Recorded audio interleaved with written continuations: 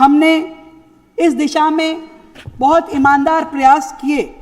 24 quick response vehicle हमने लिए, अत्याधुनिक मशीनें फायर सर्विसेज से जोड़ी और इस साल 26-27 में भी फायर डिपार्टमेंट को हमने पिछले साल जो फंड दिया था 530 करोड़ रुपए, उसे बढ़ा करके हमने 674 करोड़ रुपए करने का प्रस्ताव किया और इसके अंतर्गत नए फायर सर्विस स्टेशन, 26 QRVs, आधुनिक मशीनरीज और अत्याधुनिक उपकरण की व्यवस्था की जाएगी जो जनता की सुरक्षा सुनिश्चित करेगी। अध्यक्ष जी, दिल्ली में हमेशा जो सबसे बड़ी समस्या एक मध्यम वर्गीय परिवार को हो, कोठी वाला हो, झुग्गी वाला हो, हर एक को रहती है, वो है सीवर और पानी। सीवर, पानी, स्वच्छ जल, स्वस्थ जीवन, ये सब जुड़ा हुआ है और इसके लिए पिछले सरकार जब हमें दिल्ली का काम की जिम्मेवारी मिली, हमने पिछले साल भी 9,000 करोड़ का बजट इस विभाग को दिया था और बहुत ही तीव्र गति से दिल्ली में नई पानी की लाइनें डलने का काम हो या सीवर की लाइनें डलने का काम हो, वो लगातार किया गया। जल और सीवेज का इंफ्रास्ट्रक्चर को सुदृढ़ करना, सेवा के वितरण को बेहतर बनाने के लिए, नागरिकों के जीवन स्तर को बेहतर बनाने की लगातार कोशिशें की गई।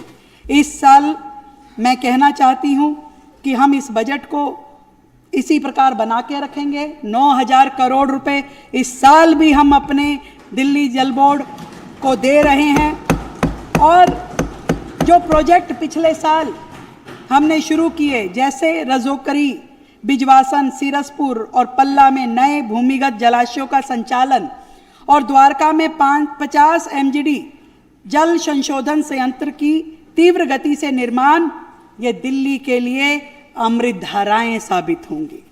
अध्यक्ष जी, हमने पिछले साल 172 किलोमीटर की वाटर डिस्ट्रीब्यूशन पाइपलाइनें बिछाई।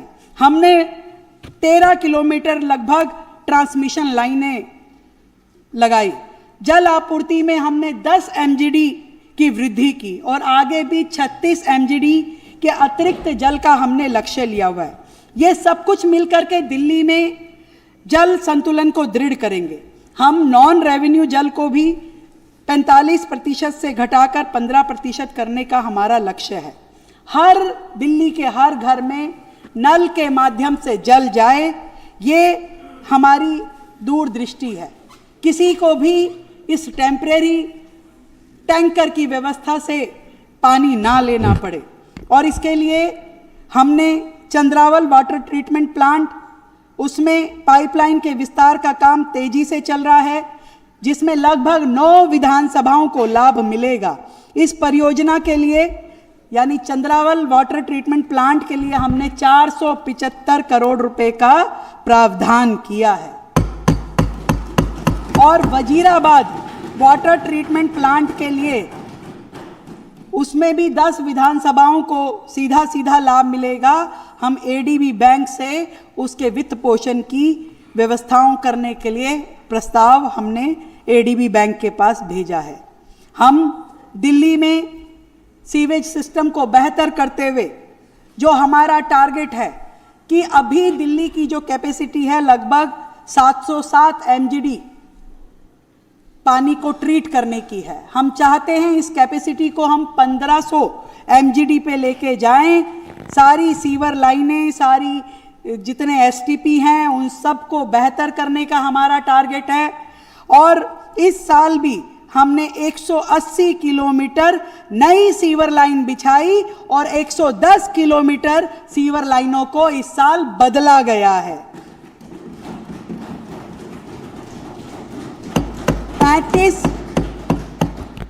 35 डिसेंट्रलाइज प्लांट को स्वीकृत किया गया है। 10 नए STP प्लांट्स का अलग से प्रस्ताव रखा गया है।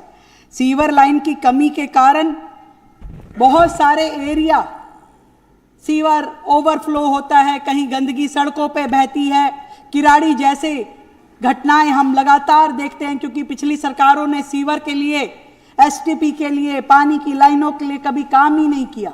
परंतु हमारी सरकार लगातार जनता के हित में इन सब कामों को लगातार कर रही है, स्पीड में कर रही है और बहुत बड़ा बदलाव रोजाना दिल्ली के लोगों को यहाँ देखने को मिल रहा है। अध्यक्ष जी, मैं जरूर एक और दिक्कत जो दिल्ली की है उसका जिक्र करना चाहूंगी। वाटर लॉगिंग जब भी बारिश का मौसम आता है बातें होती हैं, टीवी पे फोटो चलती है, अखबार में फोटो छपती है, पर समाधान क्या हो कभी इसके ऊपर किसी ने विचार नहीं किया। पहली बार 27 साल बाद जब भारतीय जनता पार्टी की सरकार आई तो हमारे मंत्री जी ने, हमारे विभाग ने इस पे डिटेल्ड स्टडी करके 50 साल बाद दिल्ली में नया ड्रेनेज मास्टर प्लान लेके आया गया और उस ड्रेनेज मास्टर प्लान की सिफारिशें लागू की गई, जिसके अंतर्गत हमने एमबी रोड की ड्रेनेज को मंजूरी दी। हमने किराड़ी, मुंडका, बवाना, नांगलोई विधानसभा से जल निकासी की समस्या को खत्म करने के लिए रेलवे लाइन के समांतर वहां पे बड़ी ड्रेन 221 करोड़ की लागत से उसको बनाने की मंजूरी दी। एमबी रोड वाली ड्रेन 387 करोड़ की लागत से बननी है और इसके अलावा भी पूरी दिल्ली में अलग अलग जगहों पे हमारे फ्लड एवं इरिगेशन विभाग द्वारा ये ड्रेन्स को नई बनाने का काम, पुनर्विकसित करने का काम किया जा रहा है और इस मद में हमने अलग से 610 करोड़ रुपए का फंड हमारे सिंचाई विभाग को दिया है। एक और अच्छा काम इस बीच में हमारे सिंचाई विभाग द्वारा किया गया, हमारी अन्य एजेंसियों ने किया, वो है डीसिल्टिंग। नालों की डीसिल्टिंग पहली बार दिल्ली में इस स्तर पे जाके हुई कि दिल्ली में यमुना जी पे 207 का लेवल आ गया पानी का, फिर भी दिल्ली में बाढ़ नहीं आई, उस लेवल पे भी हमने दिल्ली को बचा के रखा क्योंकि लगभग 22 लाख मीट्रिक टन गाद पहले से ही यमुना से, हमारे ड्रेन से निकाली जा चुकी थी और इस ऐतिहासिक जल स्तर 207.48 मीटर पे पानी आ गया। वो निशान हर बार हम टीवी में देखते थे, पानी यहाँ आने वाला है, पर इस बार दिल्ली में पानी नहीं भरा। ये डीसिल्टिंग का कमाल था कि ऐतिहासिक जगह जहां हर साल पानी भरता था इस बार नहीं भरा और आने वाले इस साल में भी दिल्ली में जल भराव ना हो इसके लिए लगातार सरकार काम कर रही है। हमने फ्लड प्रोटेक्शन वॉल भी बनाने का काम शुरू किया है जो कि 50 करोड़ की लागत की है। इस तरीके से दिल्ली में पानी की, सीवर की, ड्रेनेज की, ये सारे काम सरकार के लिए प्रायोरिटी है और सरकार इस पे काम कर रही है। मैं अगले सेक्टर में बताना चाहूंगी हेल्थ केयर के बारे में। सुलभ स्वास्थ्य सुरक्षित जीवन। अध्यक्ष जी, हम शिक्षा और स्वास्थ्य किसी भी वेलफेयर स्टेट के केंद्र बिंदु होते हैं, यही विचार हमारी नीतियों में भी है। हमारी सरकार प्राइमरी से लेकर के इंटेंसिव केयर तक एक मजबूत, सुलभ, किफायती व्यवस्था गढ़ रही है।